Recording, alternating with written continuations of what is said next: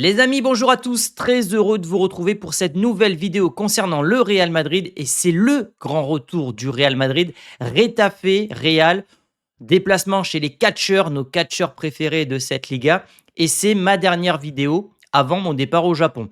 Je ne vais pas m'étendre sur le Japon parce qu'il y a une vidéo qui sort ce week-end à ce sujet-là. Je vais directement me concentrer sur le match qui nous attend ce week-end, même si moi je ne pourrai pas le regarder évidemment. Donc pas de blabla sur le Japon, il y a une vidéo spéciale qui sort sur ce qui va vous attendre sur la chaîne, etc. Sur les semaines, mois qui arrivent. Ça sort dimanche. Donc, on passe directement à cette rencontre-là. On va voir la presse espagnole, Marca, l'actualité du Real Madrid. Pas de conférence de presse puisqu'on est à 48 heures du match et non pas à 24 heures comme d'habitude. Qu'est-ce que vous Reta fait cette année? Ma composition en direct et bien sûr mes pronostics les amis en fin de vidéo grâce à mon partenaire Unibet qui vous permet de regarder tous les matchs du Real Madrid en Liga. Si vous êtes inscrit évidemment sur Unibet, vous avez 10 € offerts et vous avez jusqu'à 100 € de free bet. Bref, si vous êtes fan du Real et que vous voulez pronostiquer, c'est sur Unibet que ça se passe. Bien sûr, vous devez parier avec responsabilité et on voit tout ça les amis juste après le générique, évidemment. Mbappé, bola! Gol! Vini Malvadeza, que golaço! Tranquilo.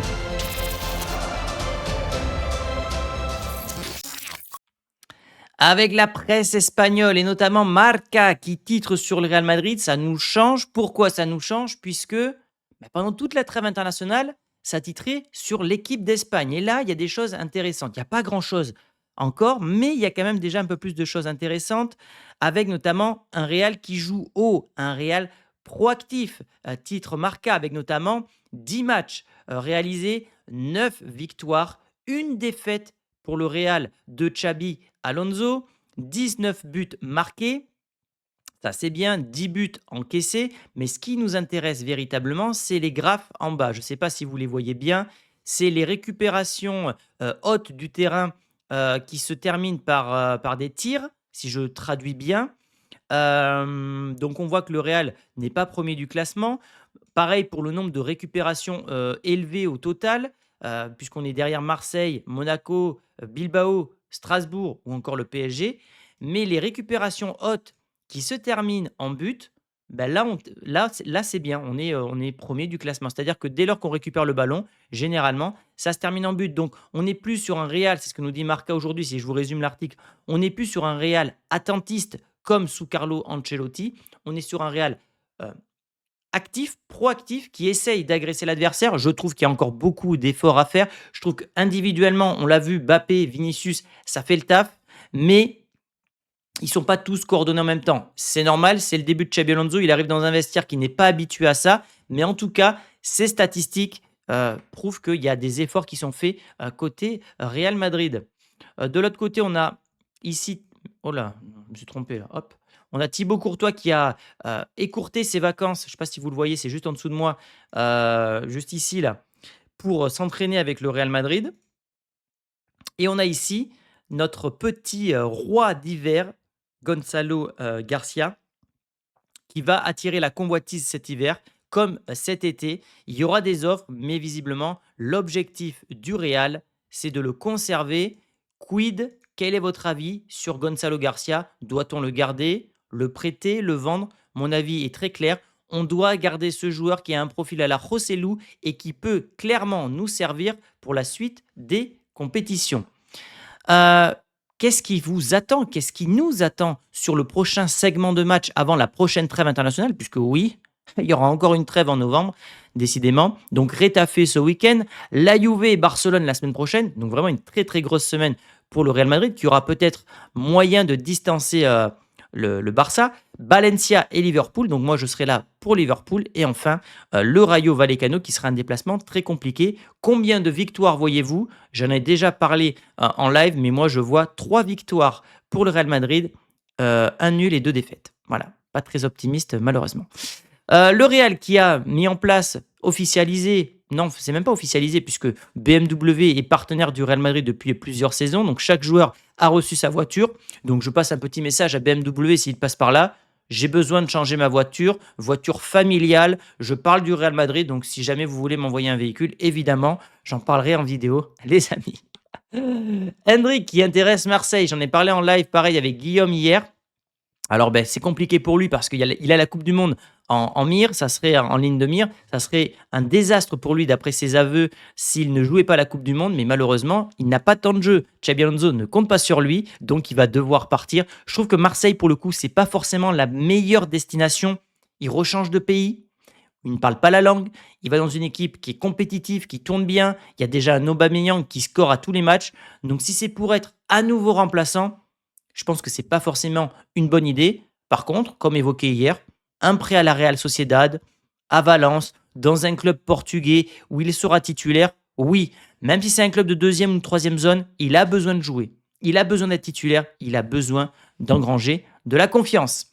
Hausen qui va donc louper le match contre Retafe, il risque de louper la Juventus. L'objectif, c'est qu'il revienne donc contre le Barça. Ma hype redescend sur Hausen. J'étais très emballé à ses débuts, évidemment, comme tout le monde. Il y a eu ces 2 cartons rouges qui m'ont mis un petit peu la puce à l'oreille. Attention quand même, 2 cartons rouges en 9 matchs. Tu fais pire que Ramos sur des erreurs bêtes de jeunesse. Parfois des relances trop risquées.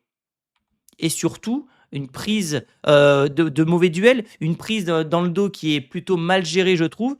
Et puis des blessures maintenant. Donc, c'est pas sa faute. Les blessures, il va progresser. Mais on va dire que ma hype était là. Elle est un petit peu redescendue concernant Hausen. Et j'espère évidemment qu'il va retrouver son meilleur niveau. Mbappé est le 2e meilleur buteur des 5 meilleurs championnats européens. 9 buts. Vinicius, quant à lui, est le 2e meilleur passeur des 5 championnats avec 4 passes. Ce qui prouve que, et ça c'est très important, que toutes les stats ne convergent pas vers un seul joueur, Kylian Mbappé, mais plutôt vers 2 joueurs, voire 3 joueurs, puisque 22 des 26 buts marqués par le Real Madrid au total cette saison d'après AS viennent de ces 3 joueurs, Mbappé, Vinicius, Arda Güler. Est-ce que c'est pas ça finalement le vrai trio de ce Real Madrid? Et je trouve que c'est important de mettre en lumière des joueurs autres que Mbappé, parce que c'est la facilité de mettre Mbappé en avant, puisque c'est le meilleur buteur du Real Madrid. Mais Vinicius est là et juste derrière. Et surtout, Arda fait un très bon début de saison, surtout d'un point de vue passeur décisif. Mbappé aurait toujours des douleurs à la cheville, il est incertain contre Retafe. Il va s'entraîner avec l'équipe demain et on verra son état avant de décider s'il peut jouer ou non. Info de l'équipe. Je vous donnerai ma compo tout à l'heure. Et pour moi, vous l'avez deviné, il ne doit absolument pas jouer ce match-là contre Retafe, contre une équipe hyper agressive. Les hommes de Bordala sont de véritables bouchers.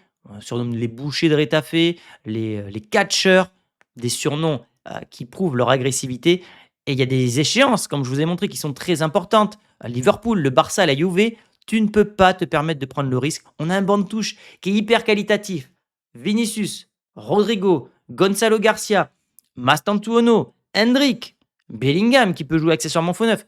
On a de quoi gérer. Et si aujourd'hui, on n'est pas capable de se passer de Mbappé, c'est que l'équipe est construite autour d'un seul joueur, ce qui serait une grossière erreur de la part de Xabi Alonso. Donc, mon avis, avant de vous dévoiler ma compo tout à l'heure, c'est que Mbappé ne doit pas jouer. À la rigueur, tu es mené au score, tu le fais rentrer à 25 minutes de la fin pour essayer d'aller chercher un résultat, mais sinon, tu as moyen et l'effectif pléthorique du Real est justement créé pour ça, pour ce genre de situation. Là, il a forcé contre l'équipe de France. Il ne doit pas jouer contre Retafe. Ce n'est pas négociable, tout simplement. Donc au classement, le Real, vous voyez, est leader, 2 points d'avance face au Barça, ce qui fait que si tu gagnes Retafe et que le Barça s'impose ce week-end, ce qui devrait être le cas contre Girone, tu as moyen la semaine prochaine de les mettre à 5 points en cas de victoire à domicile contre ces mêmes Catalans. Sachant qu'on reste sur 4 défaites consécutives contre les Catalans, il faudra absolument gagner parce qu'un break de 5 points, c'est pas négligeable et il vaut mieux avoir 5 points d'avance que 5 points de retard. Donc voilà. Du côté de Retafe, un début de saison moyen, même s'ils ont beaucoup investi dans l'IA. Il y a eu des bons résultats au début, mais c'est 3 victoires en 8 matchs, ce qui n'est pas forcément dégueulasse. 2 matchs nuls, 3 défaites. Au niveau des scores, le truc, c'est que ça fait 4 matchs qu'ils ne gagnent pas. Donc, on va dire qu'il y a même une seule victoire sur les 6 derniers matchs, avec de lourdes défaites à l'extérieur. 3-0 à Valence, 3-0 à Barcelone et 2 matchs nuls à domicile. Tout ça pour vous dire que c'est peut-être le bon moment pour le Real de les rencontrer quand une équipe est en crise comme ça, même si on sait que après une trêve, les grosses équipes font souvent des mauvais résultats. Il y a souvent 2 moments où les grosses équipes en Europe perdent des points, c'est avant la trêve, après la trêve, parce que tu as la tête à ton équipe nationale et quand tu reviens, tu as perdu le rythme de ton équipe. Donc voilà, le Real devra se méfier. Mais globalement, on est face à une équipe qui ne fonctionne pas bien, qui va jouer très défensive, qui n'a pas beaucoup recruté. Voilà, Juanmi, 1 million, ce qui prouve quand même que la Liga est en crise financière, hein. Je le dis et je le répète à chaque avant-match quand je présente les transferts de l'été. Le Real, le Barça, l'Atlético, ça représente 90% des mouvements cet été. Allez, peut-être Villarreal qui ont pas mal recruté. Et au niveau des départs, bon, ils ont perdu Alderete, mais voilà, et Alenia, pardon. Mais voilà, c'est une équipe qui n'a pas forcément beaucoup bougé par rapport à la saison dernière. Au niveau du système mis en place par Bordalas, c'est un 5-3-2, quoi. Ça va être un double rideau défensif face au Real Madrid qui va devoir jouer face à un bloc bas, qui va être très agressif, qui va être truqueur. Ça va être dur, mais moi j'aime ces rencontres-là. Hein, je le dis, je le répète, je ne veux pas d'un championnat lisse où toutes les équipes se ressemblent. Et dans l'histoire qu'on raconte des matchs en Liga, c'est important d'avoir des équipes propres à elles-mêmes qui ont un style de jeu unique. Alors on aime ou on n'aime pas. Moi je ne suis pas très fan du jeu de Bordalas, mais quand on sait qu'on va rétaffer, on sait qu'on va se faire chier, on sait qu'on va souffrir et je trouve que c'est bien dans l'histoire à raconter de ce championnat magnifique qu'est la Liga. Donc un 5-3-2, le Real aura du mal et je pense que si le Real veut s'imposer facilement, il faudra rapidement marquer pour faire sortir justement ce bloc de rétafé sous peine d'avoir une équipe qui va truquer le jeu. Hein. C'est l'équipe qui a le moins de temps de jeu effectif en Liga. Pour vous dire, ils gagnent du temps sur les touches, sur les corners, sur les 6 mètres. Ils vont essayer d'obtenir le match nul. Donc, il va falloir vite marquer et essayer de faire péter ce bloc défensif signé Bordalas. Au niveau des head-to-head, les confrontations directes, Retafe est une équipe qui réussit au Real Madrid. Donc la dernière confrontation, c'était une victoire 1-0 avec le but d'Arda Güler. Ensuite, on s'est imposé 2-0, 2-0, 2-1, 1-0, 1-0. Vous le voyez, on ne concède quasiment aucun but face à Retafe. On s'impose quasiment tout le temps chez eux. On reste sur 3 victoires, 3 clean sheets. Donc, ça va nous aider, ça, pour notre pari qui va arriver dans quelques minutes. Et donc, ça reste pour moi une stat très encourageante. Il n'y a que seulement 2 victoires, 2 nuls pour Retafe et ensuite 24 victoires du Real Madrid. Donc, net avantage pour les hommes de Xabi Alonso. On passe à ma compo. Donc, je quitte ça et je passe à ma compo. Je vais y arriver. Attendez, les amis. Voilà. On passe à ma compo, où je vois cette équipe jouer avec le retour de Bellingham en 4-2-2-2. Guillaume a donné sa composition hier, je vous donne la mienne aujourd'hui. Donc, dans les cages, Courtois. À gauche, on aura du Carreras. J'ai envie de voir un Carreras monter en puissance lors de ce segment de 6 matchs avec le Real Madrid. Il était un petit peu en baisse sur la fin du précédent segment. Au niveau de la défense centrale, on aura du Militao, Raúl Asensio. À droite, je ne vois pas une autre option que Valverde. Donc Valverde, même s'il n'est pas content, va devoir jouer à droite. Ce que j'aimerais voir, c'est ici Tchouaméni, homme fort donc de Xabi Alonso. Et là, en espèce de meneur de jeu en retrait, moi je veux voir Arda Güler. Je pense qu'en tant que joueur créatif, il est bien dans cette zone-là. Voilà. Ensuite, Bellingham, qui a besoin d'être titulaire désormais. Ça fait partie des objectifs de Xabi Alonso. La montée en puissance de Bellingham pour ce mois d'octobre et de novembre. À droite, ah mince, il n'y est pas. Mastantuono. Et une attaque à 2 avec Vinicius, Rodrigo. Les deux ont marqué avec le Brésil. Rodrigo notamment a mis un doublé. C'est le moment de continuer de surfer sur cette vague de confiance qu'a engrangé le Brésilien, qui n'avait pu marquer le moindre but depuis mars dernier.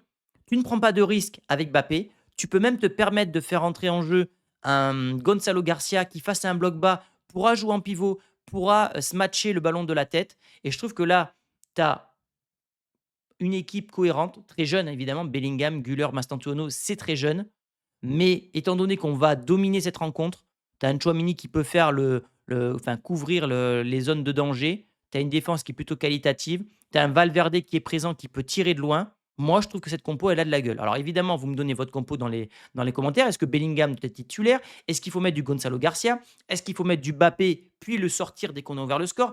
Il y a plein de stratégies possibles. C'est comme dans tous les sports, la Formule 1, dans tous les sports, il y a des stratégies différentes. Donnez-moi la vôtre dans les commentaires. Voilà que la compo est faite. On passe désormais à mes pronostics. Donc, je rappelle les bonus. Vous avez le match sur Unibet TV. 10 € offerts, 100 € de free bet avec le lien en description, les amis. Vous devez parier avec responsabilité, c'est-à-dire de petites sommes. Et ce n'est pas une alternative au travail. Strictement interdit aux personnes mineures. Maintenant que c'est dit, les amis, on passe à mes pronostics. Je mets les mentions légales et on est parti pour découvrir ensemble les cotes de cette rencontre. Est-ce que vous voyez l'écran? Ok, donc là, on a Retafe qui est coté à 7. Le match nul à 4,25. Le Real qui est largement favori. 100% des bookmakers, enfin des pronostiqueurs voient une victoire du Real Madrid. Donc, si vous voulez faire une cote sèche, on part sur le Real. Si on regarde les historiques, c'est pour ça que je vous partage toujours les derniers résultats. But pour les deux équipes, non. Je pense que ce Real est capable de conserver un clean sheet. Donc, but pour les deux équipes, non. Score exact. Désormais, donc le score le plus probable pour le Real d'après Unibet, c'est le 1-0 ou 2-0. Donc là, ils sont en train de comparer avec les scores du passé, les scores précédents. Moi, je partirais sur un 1-0, 2-0 ou 3-0 pour le Real. C'est coté à 2,27. 3 scores, une cote. Et si vous voulez mon pronostic précis, je partirai sur un 2-0 côté Real Madrid. Au niveau des buteurs, je partirai sur un but de Rodrigo, côté à 3,60. Et pourquoi pas de Vinicius. Voilà, je partirai sur les deux Brésiliens qui marquent. On pourrait même rajouter Bellingham. Je vais baisser ça pour que vous puissiez voir les cotes. Donc voilà pour mon pronostic, les amis. Dernier élément, voilà, vous le savez. Donc je m'en vais au Japon. Vous avez donc mes vidéos disponibles. Vous avez même mes vidéos, ce que j'appelle socios, des vidéos qui parlent du Real Madrid, mais qui sont sous format un petit peu payant. Donc, vous avez Zidane, la présentation de Ronaldo, mes unboxings, mon setup, des réactions au documentaire, mon 11 ultime. Bref, il y a 21 vidéos entre unboxing, il y a la visite du musée, tout ça. Il y a plein de vidéos. Vous avez 21 vidéos disponibles si vous voulez vous occuper pendant mon absence. Comme je vous l'ai dit en début de vidéo, vous aurez une vidéo ce dimanche qui va vous expliquer tout. Voilà, je ne rentrerai pas dans les détails. Donc maintenant, les amis, je vous fais de gros bisous et je vous dis à dans 15 jours. À la Madrid, évidemment, je suivrai les résultats sans regarder les matchs, mais je vais essayer de vraiment profiter et couper. Vous pouvez me suivre sur Instagram. C'est sur Instagram que je posterai toutes mes photos, vidéos du Japon pour ceux que ça intéresse. Et je vous fais de gros bisous, les amis, et je vous dis à dans 15 jours. Vous allez me manquer, mais je veux revenir avec beaucoup d'énergie. Ciao!